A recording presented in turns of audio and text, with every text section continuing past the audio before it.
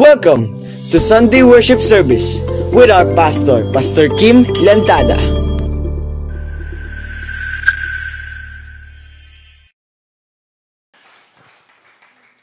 Sino po rito yung nakapunta na sa ibang bansa?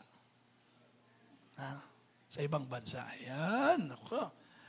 Sa ibang bansa, alam natin, ang Pilipino kalat na kalat. Sa ibang bansa, napakarami mga Pilipino. Hindi aksidente yun sapagkat alam natin na mayroong tawag ang mga Pilipino po talaga. Na hindi nagiging aksidente kung makikita lang ng mga Pilipino na nakakapag-abroad ay magagamit po yun ng Diyos para sa kanyang layunin na talagang ibahagi ang Ebanghelyo. Kaya sabi ay Philippines is the launching pad of the gospel. Very ideal and strategic yung bansa po natin na marami tayong maaabot na maraming bansa na hindi magiging mahirap para sa atin. So, ganun pa man, what I'm trying to say is this. Pag napunta kayo sa ibang bansa, minsan, nasasabi nyo ba yung Pilipino yan? So, bakit nyo nasasabing sila ay Pilipino? Sapagkat talagang, ang mga Pilipino ay sadyang may mga pagkakakilanlan talaga yan, kahit nasa ibang bansa yan. Di po ba? Halimbawa, paano mo makikilala ang isang Pilipino? Lalo na kapag nasa ibang bansa. So makikilala mo siya, siyempre, sabi nila, sa kulay, no? Sa height, Pilipino yan. Ano yung katabi mo? Oh, walang katulad yan. Di ba? So parang ganun eh. O kaya naman sa pangkaraniwan, sa pananamit. No? Halimbawa, ang Pilipino, only in the Philippines, yung barong Tagalog talaga. Yung mga ganyan. Kahit nga sa pagsasalita, pag napakinggan mo minsan, pag nag-usap-usap ang mga Pilipino, malalaman mong Pilipino. Minsan nga, may taga Batangas, nasa Amerika, nagkamustahan. Sabi, how are you? Where are you going? Alam mo, Pilipino to. The way we talk, mga kapatid.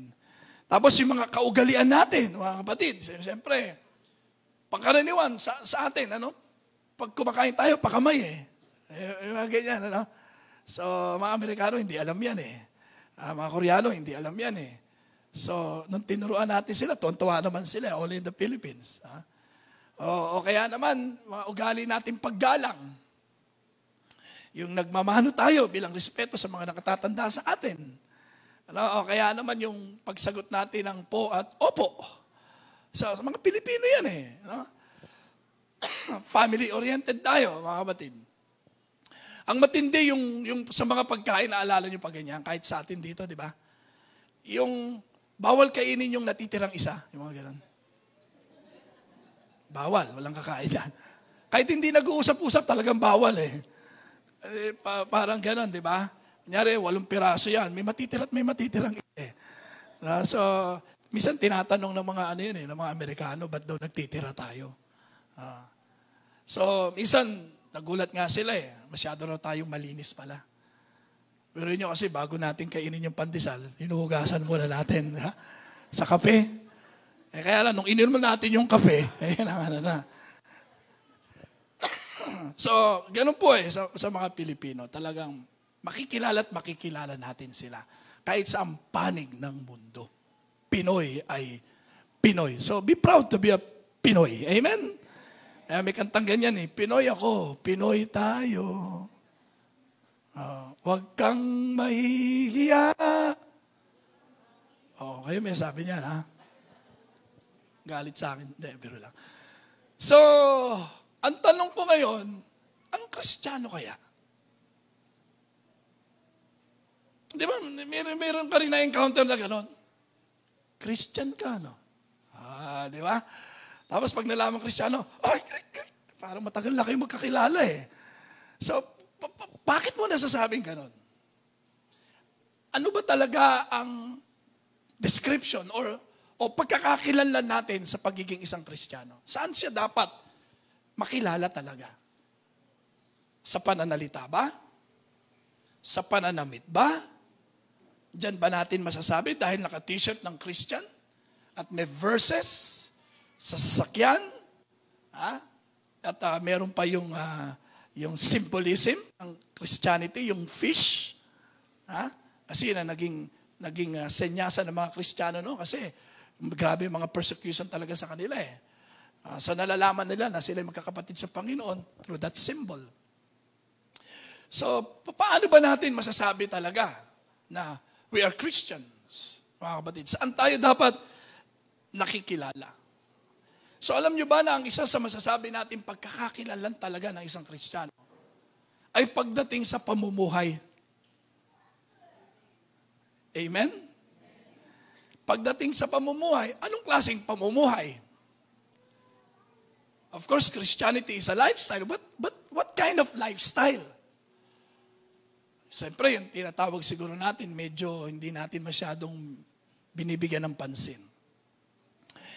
Yung salitang banal.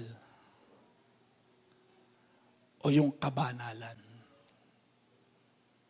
Importante ang pamumuhay sa kabanalan. Amen. Tingnan mo nga yan katabi mo, sa tingin mo ba yan ay namumuhay sa kabanalan? Pwedeng magmukhang banal. Di ba? Kagaya ngayon. That's why the title of this message is Living a Holy Life. So let's see the verses in the Bible. 1 Peter chapter 1 verses 14 to 16. Ito po nakasulat. Bilang masunuring mga anak ng Diyos, huwag kayong padadala sa masasamang hilig ninyo noong hindi pa kayo nakakakilala sa Diyos. Banal ang Diyos. Banal ang Diyos na tumawag sa inyo, kaya dapat magpakabanal din kayo sa lahat ng ginagawa ninyo. Sabihin natin, lahat.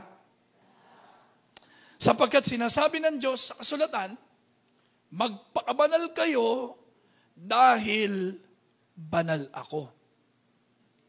Marahil yung iba hindi masyadong interesado sa ganyang klase ng pamumuhay. Kasi minsan siguro iniisip natin parang hindi mo kaya.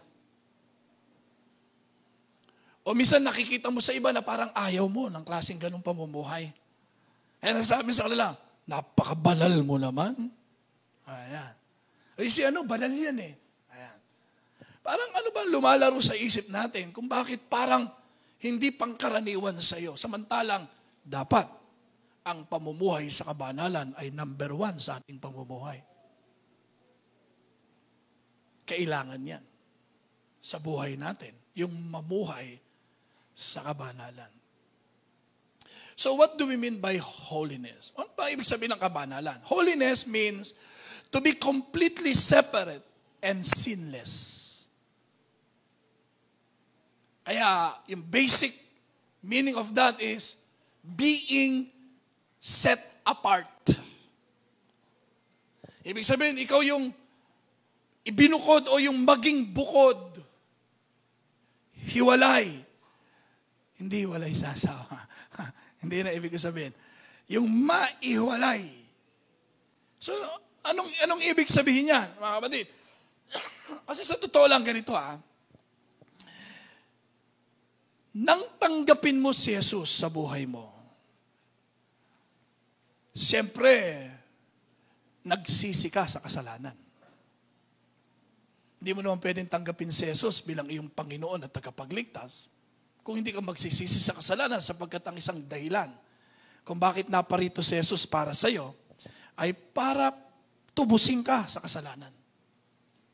Patawarin ka, mapatawad ka sa iyong mga kasalanan. So kung walang pagsisisi sa kasalanan, useless yung pagtanggap mo kay Jesus. At kung hindi ka magsisisi sa kasalanan, hindi rin manahan sa iyo ang banal na Espiritu. So kaya gusto kong sabihin sa inyo na nang tanggapin mo si Jesus sa buhay mo, siyempre nagsisi ka sa kasalanan mo. At ang pinagsisihan mong kasalanan, siyempre lahat. Alam mo na magsisi ka, Lord, pinagsisihan ko yung 10% lang. O yung 50% lang. O sige, mga 80%. Pero hindi lahat Ay walang ganon. Pag talaga magsisisi ka sa kasalanan, lahat. At anumang pagsisihan mo, of course, patatawarin ka ng Diyos. So kapag tinanggap mo si Jesus bilang Panginoon tagapagligtas, mga kapatid, talagang lahat pinagsisihan mo na. Kaya lahat din ng kasalanan, pinatawad na. Wala ka ng kasalanan. So anong tawag sa'yo? Banal. Naintindihan niya? So ikaw ay naging banal. Bakit? Sinless. Nantanggapin mo si Jesus. Wala ka ng kasalanan. So, holy. Pero, mabubuhay ka pa sa mundong ito. Okay na sana, kasi sa langit, bawal ang may kasalanan. Perfect place yun Kahit isang kasalanan, sipain ka pababaro. Hindi ka pwede rito. Perfect place to. So, ang kailangan doon, perfect. Walang kasalanan. Naintindihan niya? Kaso, maganda na sana dahil nung kumilala ka sa Panginoon, perfect na. Walang kasalanan. Go to heaven. Gusto niyo? Sino rito gusto niyo nang pumunta ng langit dito? Pakukuha na kita sa anghel, pasusundo na kita. Ngayon din. Of course, we don't want that. Di ba? Gusto pa nating mabuhay. Kaya nang tandaan mo, banal ka na. So kung gusto mo pang mabuhay dito sa mundong ito, you need to live a holy life.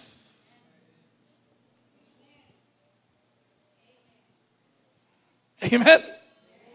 Banal ka na So kaya, mahinaw ang Hebrews 10:14. Basahin natin. Kaya sa pamamagitan lang ng minsang paghahandog, of course si Jesus yon. Kasi nung araw, taon-taon naghahandog sila ng dugo ng hayop para mapatawad sila sa kasalanan.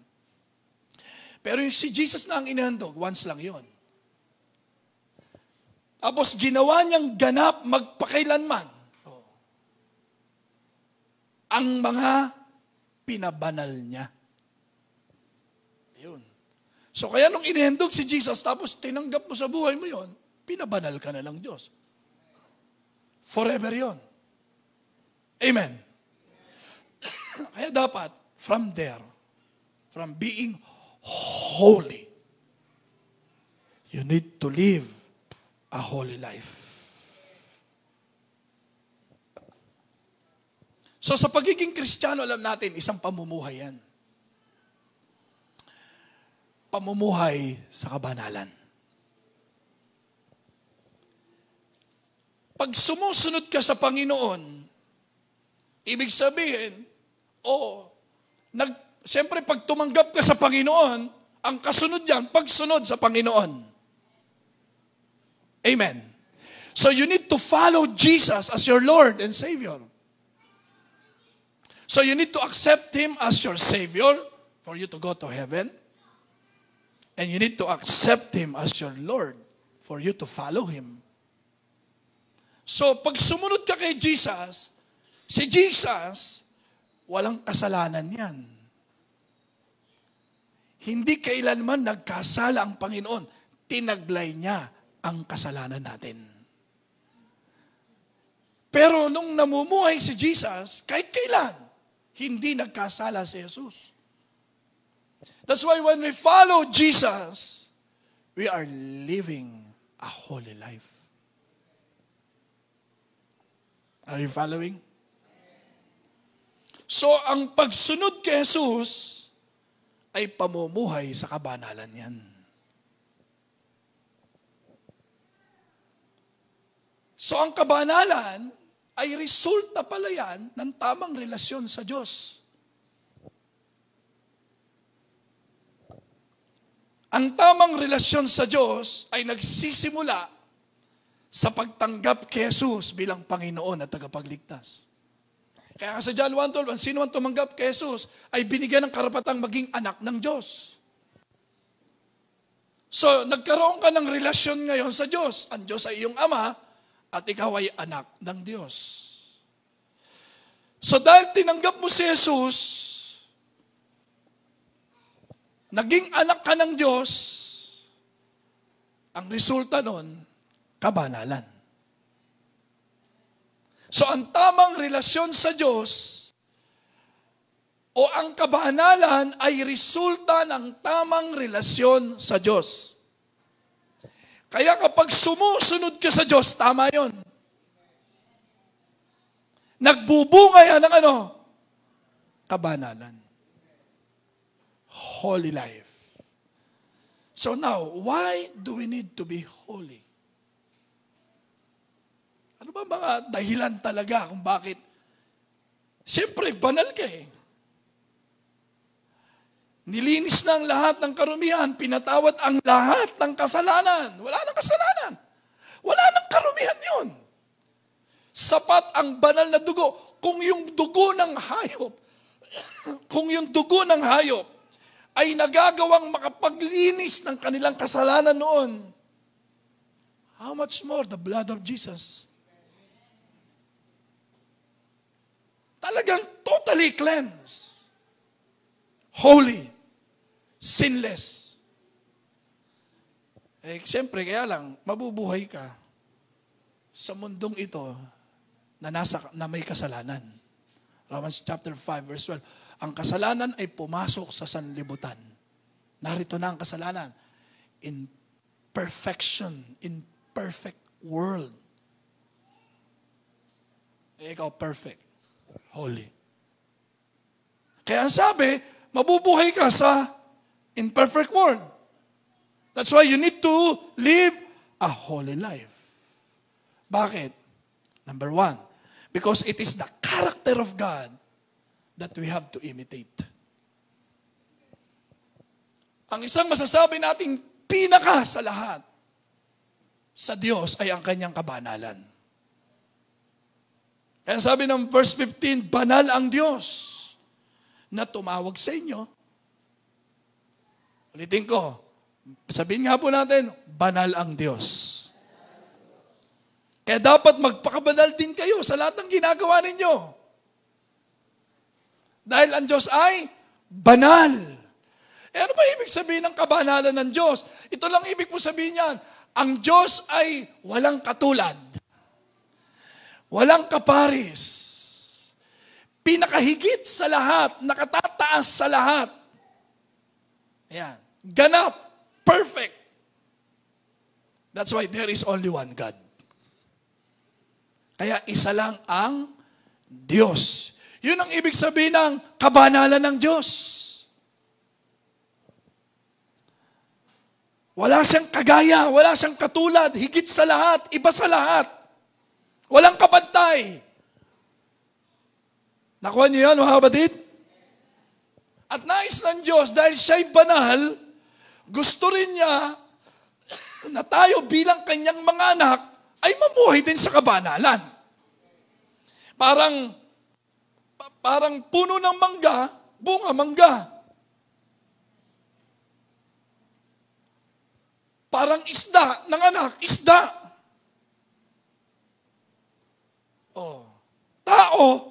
Tao ang anak. Tayo anak ng Diyos. Ang Diyos ay banal. At dapat lang mamuhay tayo sa kabanalan. Amen? Palakpakan natin si Lord. So holiness is not an option, but a requirement. Kailangan natin yan. Habang tayo ay mabubuhay sa mundong ito na nasa kasalanan. Kailangan natin yon bilang isang Kristiyano. Bilang may Diyos na banal. Bilang mayroong relasyon sa Diyos na banal. Mahirap naman yun na tayo nasa kabanal, na ang Diyos ay banal, tapos tayo ay wala sa kabanalan. Mahirap ata yun, mga kapatid, di ba? Conflict yun. Minsan, nahihirapan tayo mabuhay. Dahil siyempre, ang Diyos ay banal. Ikaw, ayaw mong buhay sa kabanalan. Paano yun? Kaya may struggle eh. Kakaroon tayo ng struggle. Makita natin yan. So, minsan iniisip mo siguro ang kabanalan kasi, yung sa pananamit, sa pananalita. Alam mo, sa pananalita, parang siguro gusto mong pagbanal na banal talaga yung talagang, yung pananalita mo, very pag nanalangin, talagang dakilang Diyos Ama, pinapasalamatan ka po namin. Parang banal na banal ang dating talaga. Pero pag nakipag-usap ka na naman, normal, hindi naman ganon. Hindi pala ka lang napoposes nung kapatid, di ba? Parang hindi ka ata ganyan magsalita, but siyempre banal. Okay, banal na banal ang dating. May mga ganyang manalangin eh. Oh. Napapanood nyo ba sa TV?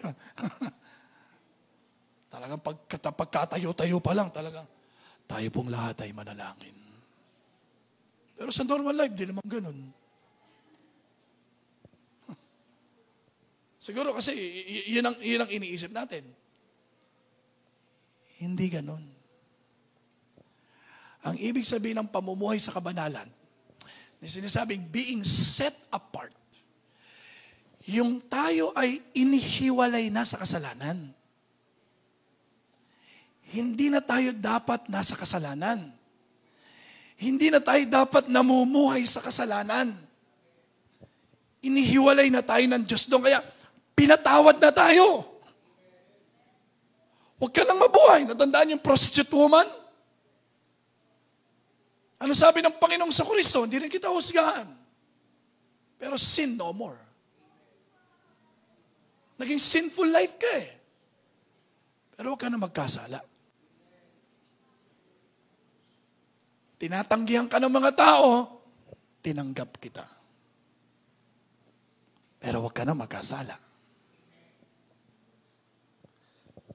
Yun ang ibig sabihin ng kabanalan. Amen? Siyempre, pinatawad ka na, hinugasan ka na, wala nang kasalanan. O ano, babalik ka pa? Ituloy mo na yon. Ipamuhay mo na yon. Yung kabanalan. Kaya hindi na pwedeng gumagawa ng masama. Doon tayo inihiwalay. Kaya ibinukod na tayo.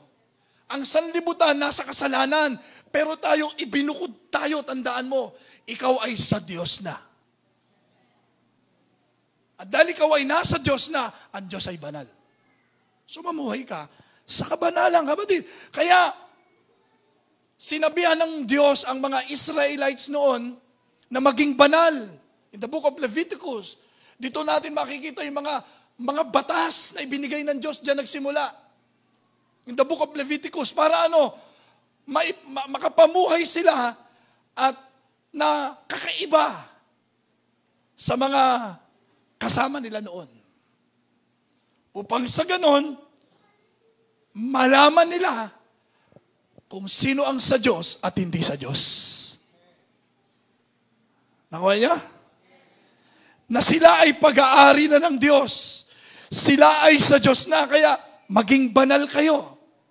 Para malaman nila na kayo ay pag-aari ko na at ako ang Diyos nyo. Dahil ako ay banal na Diyos. So para malaman nila na ako ang Diyos nyo, mamuhay kayo sa kabanalan. Are you following? Alam kaya nila kung sino ang Diyos mo? Banal. Malalaman nila yon kung mamumuhay ka sa kabanalan. Kaya inulit yan ni Apostol Pedro, kausap niya mga mananampalataya.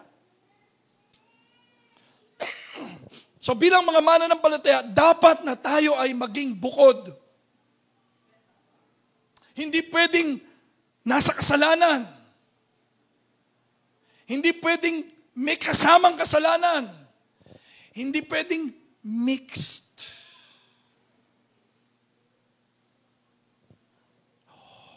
Holy, whole, one.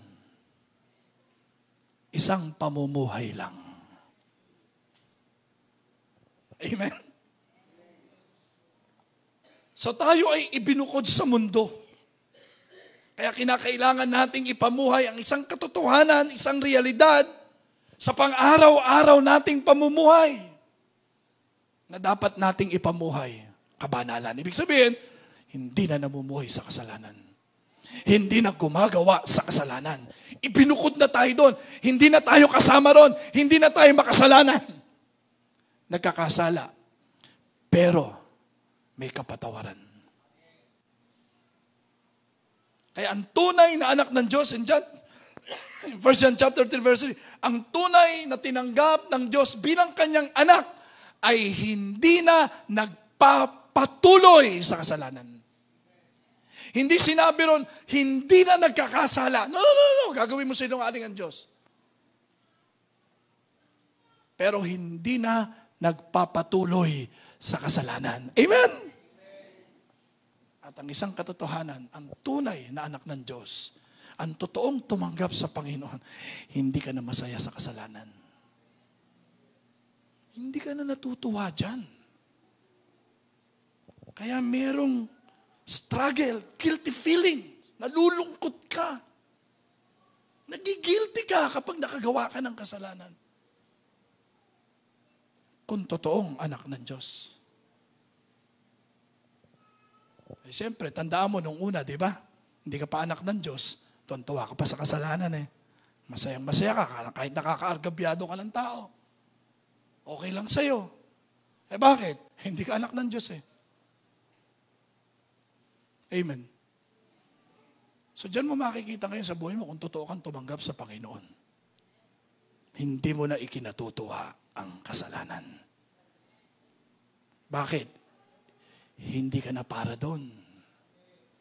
Dapat namumuhay ka na sa kasalanan. Kaya ang pamumuhay sa kabanalan ay paghiwalay sa kasalanan. Pero pag ikaw naman ay hindi namumuhay sa kabanalan, pagkahiwalay na naman sa Diyos yun. Alin sa dalawa, kaya pansinin nyo. Kaya nga ang pagsisisi, 180-degree turn. Tinatalikuran mo na talaga ang kasalanan. Humihiwalay ka na sa mundo. Sa mga gawaing makasalanan at gawaing masama. Inihihiwalay na ang sarili mo ron. Kung dati dito ka namumuhay sa kasalanan dahil nagsisi ka, 180-degree turn, tinatalikuran mo na yon at ikaw ay dito na, namumuhay sa kabanalan, hindi na sa kasalanan. Hindi ka na nagbibit-bit ng kasalanan dito. Pag ginawa mo na totoong Kristiyano ka at pinilit mong bumalik dito, tapos pumupunta ka pa rin dito, pero bumabalik-balik ka ron at pumupunta ka pa rin dito, anong sabi mo ngayon? Ang hirap namang maging Kristiyano. O, totoo yun. Mahihirapan ka talaga kung may karga ka. Bakit? Hindi tamang relasyon sa Diyos yun. Subukan mong dito ka, walang karga. Habang sumusunod ka, namumuhay ka sa kabanalan, sasabihin mo, masarap ang buhay Kristiyano. Amen? Hindi ka mahihirapan. Tinawag ka ba ng Diyos para pahirapan? Sabi ng Bible, hindi tayo tinawag ng Diyos para pahirapan sumunod sa Kanya. Kaya nga sabi ng Panginoon sa mga pinahihirapan ng gobyerno, ng time na yon, ng mga Kristiyano, ano sabi niya?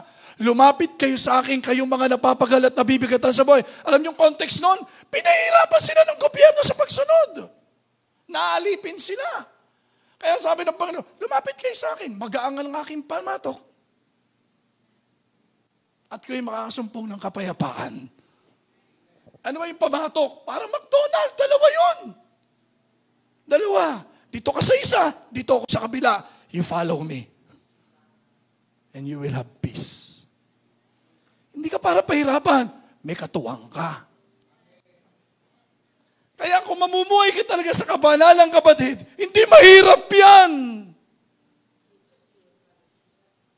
You can enjoy it if there is no sin. Eh bakit nagre-reklamo ka? Nahihirapan ka? Isa lang ibig sabihin noon, may bit-bit. Yun ang nagpapabigat sa'yo.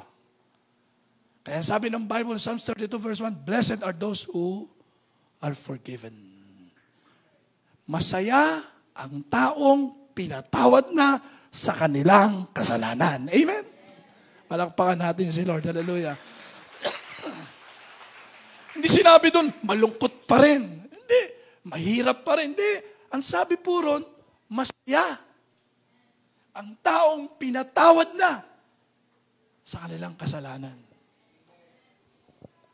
Kaya hindi tayo nahihirapan. Mabuhay sa mundong ito bilang Kristiyano. Mahirapan ka lang talaga, kapatid. Kapag dual citizenship ka, we must be different from the world. We are not called to be perfect, but we are called to be different. Yan ang ibig sabihin ng kabanalan, to be different. Hindi ka po pwedeng maging katulad na. Yung dati mong pamumuhay, hindi na po pwedeng may ganun pa. Kaya nga, if anyone is in Christ, he is a new creation. May pagbabagong nagaganap. Wala na ang dating pagkatao, siya'y nababago na. Ibig sabihin, namumuhay ka na sa kabanalan. Hindi ka na namumuhay sa kasalanan. Hindi ka na gumagawa ng masama. Yun po yung pamumuhay sa kabanalan. Amen? Palakpakan natin si Lord. Hallelujah! Kaya sabi ng Romans chapter 12 verse 2, huwag ninyong tularan ang mga pag-uugali ng mga tao sa mundong ito. Hayaan ninyong baguhin kayo ng Diyos sa pamamagitan ng pagbabago ng inyong mga isip para malaman ninyo ang kalooban ng Diyos kung ano ang mabuti ganap at kalugod-lugod sa kanyang paningin. Sabi ng mga nanay, hindi mo maunawaan ang nanay mo kung hindi ka magiging nanay. Hintayin mong maging nanay ka, doon mo maiintindihan yung mga sinasabi ko sa iyo. Kaya si Pastor Pia, nung naging nanay, abot ang sorry kay Nanay Mile. Nay, sorry, naiintindihan na kita ngayon. Bakit? Nanay na rin ako. Hindi mo maintindihan ang Christian life kung hindi ka pa Christian. Hindi mo maunawa lahat ng sinasabi ko. Hindi mo magagawa sundin ang lahat ng bagay to live a holy life if you're not a Christian. Pero maiintindihan mo yan kung totoong Christian ka. Maiintindihan mo kung anong pinantubo sa'yo. Maiintindihan mo kung gaano kahalaga ang ginawa sa'yo ng Panginoon. Kaya sabi dyan, huwag nyo nang tularan ang pag-uugali. Kailangan nating mamuhay ayon sa pamantayan ng Diyos, hindi sa pamantayan ng mundo. Ano bang pamantayan ng mundo, mga kapatid? Ha? O pwede ba yung babae sa babae, ikakasal? Lalaki sa lalaki, ikakasal? Hindi po pamantayan ng Diyos yan. Huwag natin tularan yan. Hindi po tayo sumasang-ayon doon. Pamantayan ng mundo yan. Na pwede na raw dahil nag-iibigan. Sex outside marriage. Ginawa ng Diyos ang sex para sa mag-asawa lang. Pamantayan ng tao yun. Hindi pamantayan ng Diyos. We must act differently. Look differently, talk differently, and think differently in this world. Hindi tayo pwedeng maging katulad ng sanlibutan. Dati ganun tayo. Pero ngayon, hindi na, kapatid. Amen. Kaya sabi ng Colossians chapter 3, 1-3. Yamang binuhay kayong muli na kasama ni Kristo, ito ninyo ang inyong pag-iisip sa mga bagay na nasa langit na kinaroroonan ni Kristo, na nakaupo sa kanan ng Diyos. Ang mga bagay na panlangit ang isa-isip ninyo, hindi ang mga bagay na panlupa, sapagkat namatay na kayo at ang inyong buhay ay nakatago sa Diyos kasama ni Kristo. So, Christians must be distinct. There must be distinction. Meron dapat pagkakaiba. Unang-una sa dati mong pamumuhay at sa buhay mo ngayon. Hindi pwedeng walang pagkakaiba yan. Meron yan. At kapag ang kasama mo naman na hindi mga mananampalataya, dapat makita rin yung pagkakaiba. Not being perfect, but being different. Tingnan mo ulit yung katabi mo. Tingnan mo. Magkamukha ba kayo? Yan, pwede yan. Pwedeng may mga pagkakatulad tayo. Pero sa sanlibutan, I'm talking about sinful life.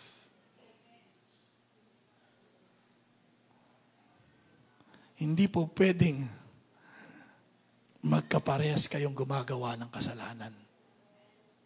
Hindi po pwedeng magkaparehas kayong gumagawa ng masama.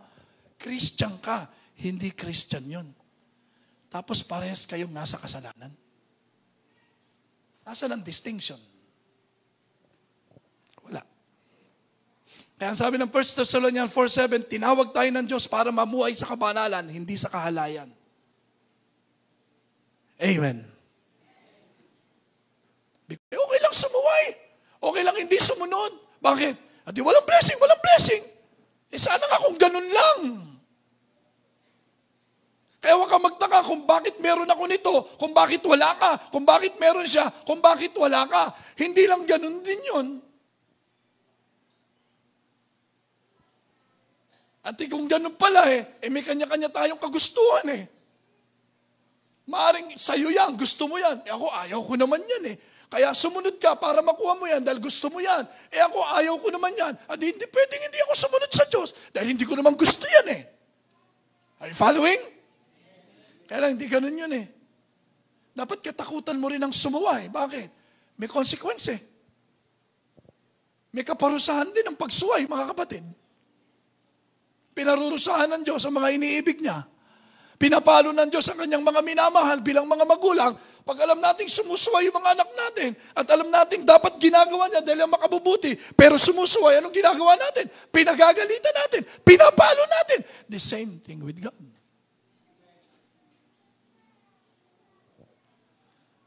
So to live a holy life is a command of God. Hindi optional yun. It must. Kailangan mong mabuhay sa kabanalan.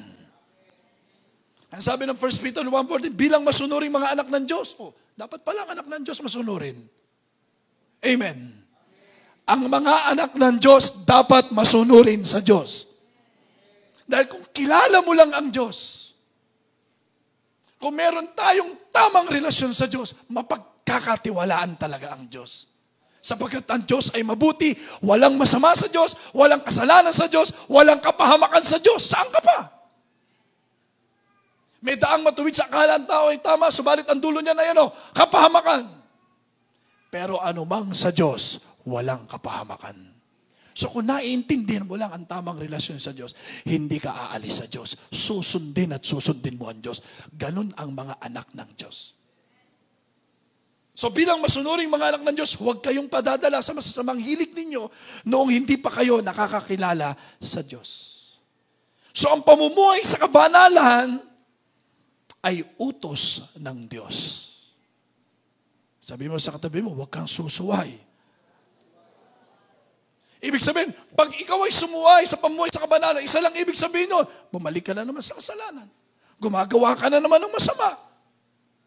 Sapagkat ang pamumuhay sa kabanalan ay pagtigil sa kasalanan at paglayo sa kasamaan. Kaya sabi ng Ephesians chapter 4, 22-24, kaya talikuran nyo na ang dati ninyong pamumuhay. Dahil gawain ito ng dati ninyong pagkatao. Ang pagkataong ito ang siyang nagpapahamak sa inyo dahil sa masasamang hangarin na dumadaya sa inyo. Baguhin nyo na ang inyong pag-iisip at pag-uugali. Sabi mo sa katabi mo, baguhin mo na. Dati yun. Iba na ngayon. Kung totoo kang Kristiyano. Ipakita ninyong binago na kayo ng Diyos. At binigyan ng buhay na matuwid at banal katulad ng sa Diyos. Ano raw ang ibinigay sa ating buhay? Banal. Katulad ng ano? Katulad ng sa Diyos. Kaya huwag nyo nang babalikan ang dating pamumuhay. Colossians 3:5, kaya patayin nyo na ang anumang kamunduhang nasa inyo. Ang sexual na imoralidad, kalaswaan, pagnanasa at kasakiman, nakatumbas na rin ang pagsamba sa mga Diyos-Diyosan.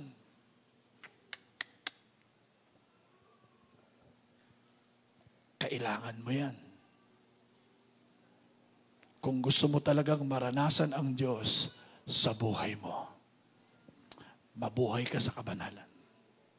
To live a holy life is your protection against the works of the enemy. The enemy cannot touch you if you live a holy life. Because God is with you. So the enemy cannot touch you.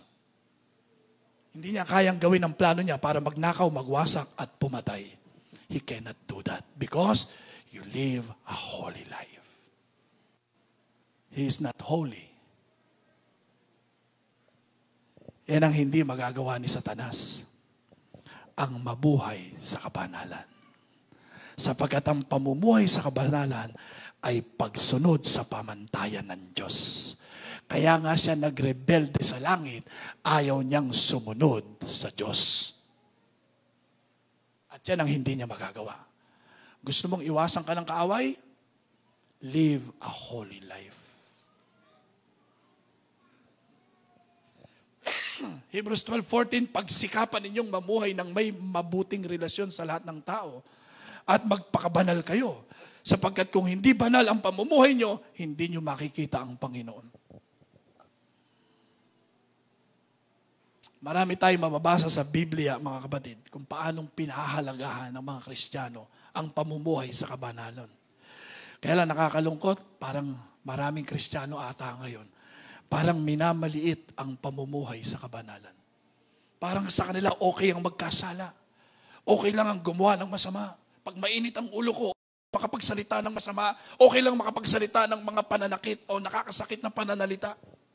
Okay lang nakakasakit ng damdamin. Nakalimutan na natin na tayo'y inuutusan ng Diyos na mamuhay sa kabanalan. So check your relationship with God. Do you really have a relationship with God? Meron ka ba talagang tamang relasyon sa Diyos? Talaga bang tumanggap ka na sa Panginoong Jesucristo? It's an experience. Sabi sa inyo, hindi mo maiintindihan ito kung hindi mo totoong naranasan ang totoong pagiging Kristiyano. Mahihirapan ka lang. At sasabihin mo, mahirap palang maging Kristiyano. Saan kayo nakakitang basketballistang nahirapang mag-basketball?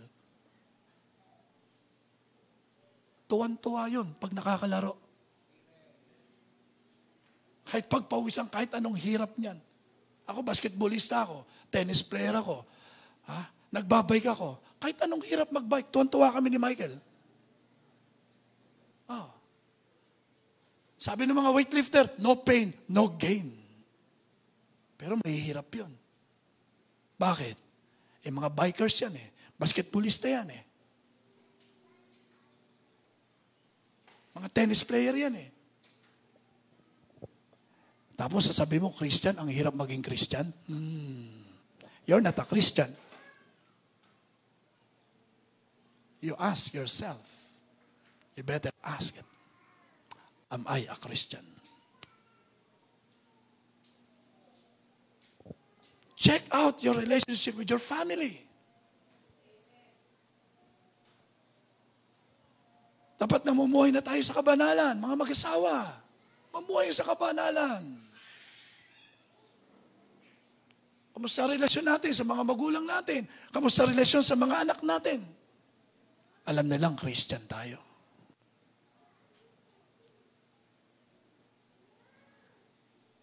Namumuhay ba tayo sa kabanalan? Kamusta ang relasyon natin dito? Bilang mga magkakapatid sa Panginoon. O tayo nag-aaway? Kamusta ang relasyon natin sa ibang sa mga hindi Kristiyano? Sa trabaho mo? Sa school? Sa community?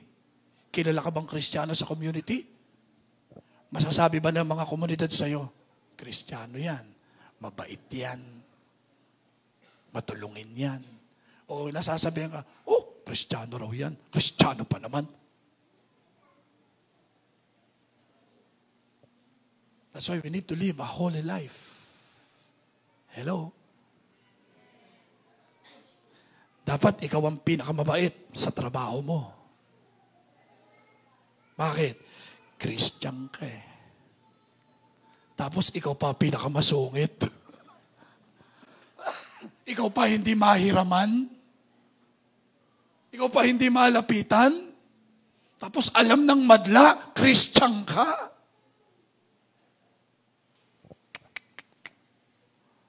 The Word of God says, dapat nagiging ilaw tayo ng sanlibutan.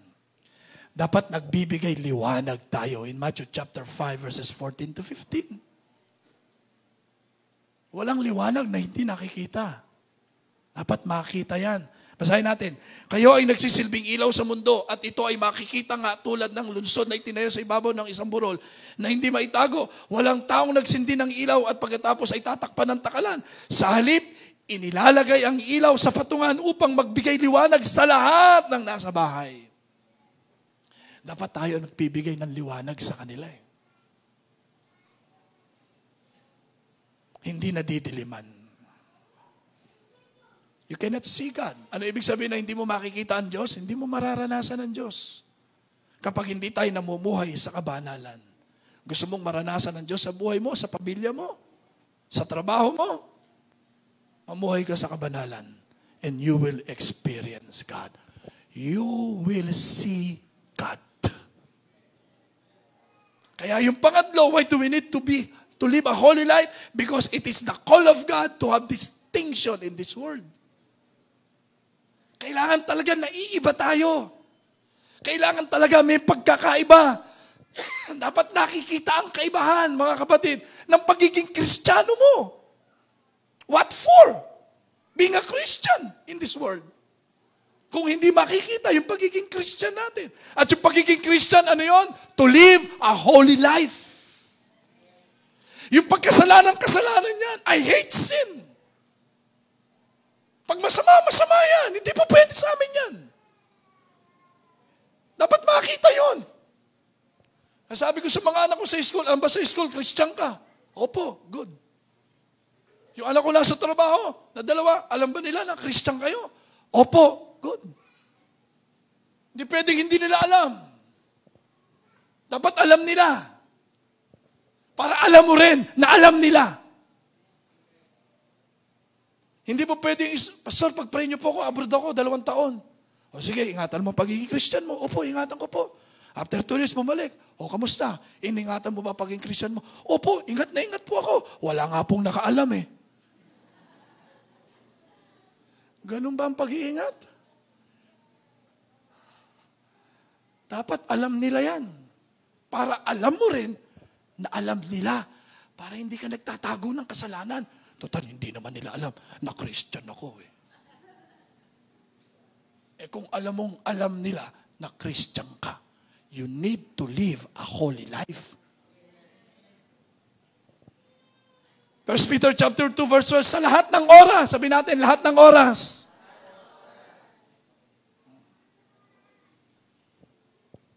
Monday, Tuesday, Wednesday, Thursday, Friday, Saturday, not just Sunday.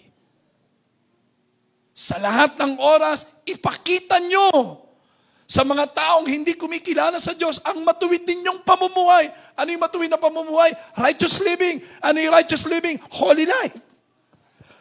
Ibig sabihin, itinatama na natin yung mga pagkakamali natin noon. Bunga ng kasalanan. Righteous living na ako. Holy life na ako. Nagiging matuwid na ang pamumuhay ko.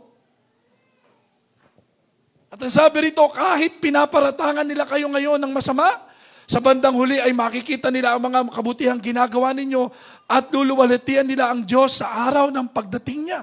Minsan di tayo maintindihan. Bakit? Nandito pa sila eh. Ikaw ba, kailan mo ba naintindihan ang pagiging Kristiyano mo nung nandito ka?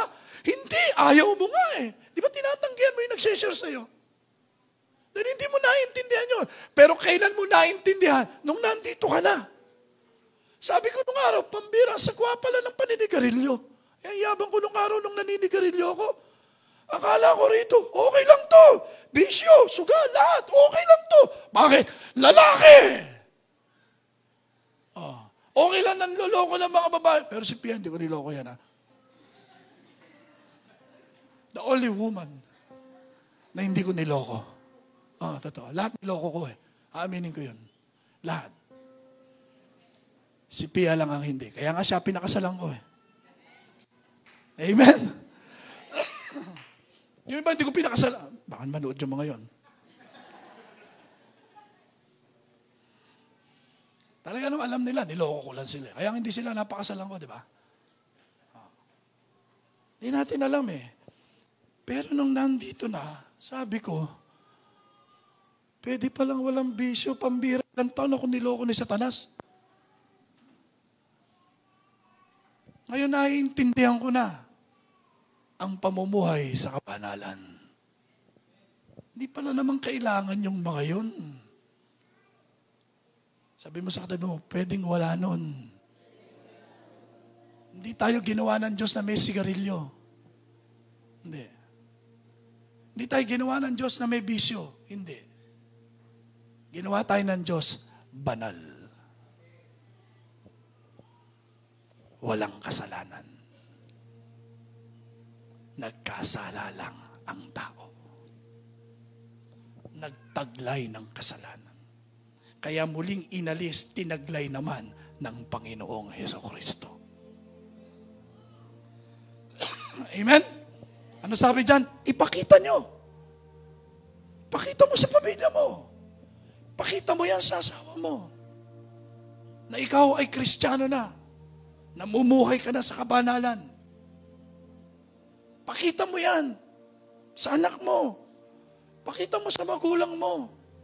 Kaya lagi yung sinasabi ng mga kabataan dito, ikaw, ang sipag-sipag mo rito sa bahay, masipag ka ba?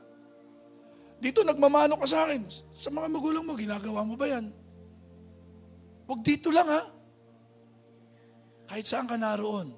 Kasi Christian ka. Ang pagiging Kristiyano, kahit saan. Hindi sinusuot dito, hindi iniiwan dito. Dala-dala mo rito at bibit-bitin mo palabas dito. Yan ang pagiging Kristiyano. Amen? Mahirap yung, sabi ko lagi, ang Kristiyano hindi na dapat nakikipag-away. Inaaway ka, pero ikaw hindi ka nang aaway. Kailan nang away si Jesus? To live a holy life is to follow Jesus. So kung mga away ka, tanungin mo muna si Jesus. Jesus, nang away ka ba? Sabi sa'yo ni Jesus, hindi, pero inaway ako. Ba't ikaw nang aaway ka? Christian ka. Sige, sabihin mo sa inaaway mo, Christian ako, suntukan tayo. Sabihin mo yun.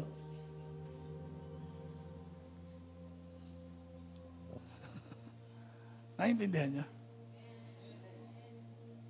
Nung isang araw nga kumain kami nakipagkita ako sa kaibigan natin Koreano for lunch. Full parking. Wala na ako mapagparkan. Sabi sa akin nung parking boy, diyan na lang sir. Sabi ko, pwede ba rito? Nasa gitna ako. Pwede po dyan, tawagin ko na lang kayo. O sige, tawagin mo ako, driver din ako. Pag lumabas yan nakahalang ako Hindi, okay lang po dyan. Okay talaga Okay po. Alam ko yung driver ako Hindi kumakain kami. Mga ilang minuto. Merong galit na driver doon. Yung nakahalang kasi yung sasakyan ko. Pinuntahan ko. Sabi ko, ba't hindi mo sinabi sa akin lalabas pa? Galit na galit yung driver sa akin. Pinagkakagalitan ako. You should know. Hindi, sabi ko kasi sabi pwede raw. Hindi, dapat yun. Kumakain ako, wala nagsabi sa akin. Sabi ko, hindi mo naman sinabi. Hindi po, nag-a-announce po ako Wala kami naririnig. Galit na galit. Yung dati kong pagkatao, umiiral. Pero wala akong kasalanan. Gusto ko na sabihin, nalilitan ka ba sa akin? Kasi hanggang dito ko lang siya Ano sabi sa akin ng Holy Spirit? Wag na. Mag-sorry ka na lang. Ano sabi ng dating Kim? Ba't ako magsasorry? Di mo na lang. Wala akong kasalanan kung nagsabi lang naman sa akin, naalis ako Wala nagsasabi. Sabi sa akin ng driver, Bumubusina na ako, dapat alam mo yun. Sabi ko, anong pakialam mo sa busina mo? Alam ko bang busina mo? Sabi sa akin ng Holy Spirit, wag na. Mag-sorry ka na lang. Nag-sorry ako eh. Pare, sorry na. Sorry na. Hindi naman ganyan. Hindi, sorry na. Aalisin ko na lang. Sabi ko, salamat banal na Espiritu. Sabi sa akin ng Koreano, kamusta? My patience is being tested. But I thank the Holy Spirit. Amen? Palakpakan natin si Lord. Living a holy life. Hindi dapat nakikipag-away. Sabi mo sa katibo, hindi ka dapat nang-aaway. Nakakaranas na lang tayong awayin. Pero hindi mo dapat patulan yan, kapatid. Amen? Kristiyano, nagbibisyo pa. Hindi ka dapat nagbibisyo na.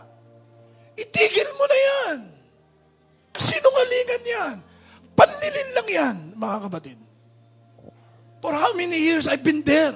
Pero mas marami ng taon, hindi ako nagbibisyo. Pwede pala. 19 years ako nagbisyo. Pero 26 years na akong Christian. 26 ba? 27. Since 1991. Bawi na ako. Sobra-sobra pa. Eh ikaw, ilang taong ka nagbisyo, tapos ilang taong ka palang Christian. Marami-rami pa yan, kapatid. Ilang taong pagbubuno pa yan. Pero tandaan mo, ang totoong Kristiyano, hindi na dapat nagbibisyo. Hindi na nakikipag-away, mga kapatid. Kaya sabi ng Colossians 4, maging matalino kayo sa pakikitungo sa mga hindi mananampalataya. At samantalahin nyo ang lahat ng pagkakataon na maibahagi ang pananampalataya nyo. Kung nakikipag-usap kayo sa kanila, gumamit kayo ng mga kawili-wiling salita para makinig sila sa inyo. At dapat alam nyo kung paano sumagot sa tanong ng bawat isa. Alam nyo, pagkatapos ng diskusyon, talagang galit na galit siya sa akin. Pagsakay ko sa sakyan ko, nakita ko yung signage ko. Pastor, on call. Sabi ko, buti na lang. Hindi katulad na isang pastor. Inovertikan. Totoo nangyari. Inovertikan. Eh, siyempre sa driver, pag inovertikan ka, medyo init ang ulo mo. Ang ginawa niya, inovertikan din niya. Inovertikan, sinid niya. Binaba niya. Papagalitan niya. Pagbaba ng windshield, pastor, member pala niya. Buti na lang. Minsan tingin mo, argabyado ka. Hindi ka argabyado. Pwede kang manalo sa pakikipagtalo, pero talo ka sa kaluluwa. Hindi mo na madadala sa Panginoon yan. Sige, Kristiyano ka, awayin mo asawa mo. Hindi mo na madadala sa Panginoon yan. Sige. Anak mo, awayin mo. Hindi mo na madadala sa Panginoon yan. Magulang mo, i-disrespect mo, hindi mo madadala sa Panginoon yan. Katrabaho mo, awayin mo, hindi mo na madadala sa Panginoon yan. And we are here to bring these people to God. So live a holy life. Amen? Palakpakan natin sila. Let us all stand up.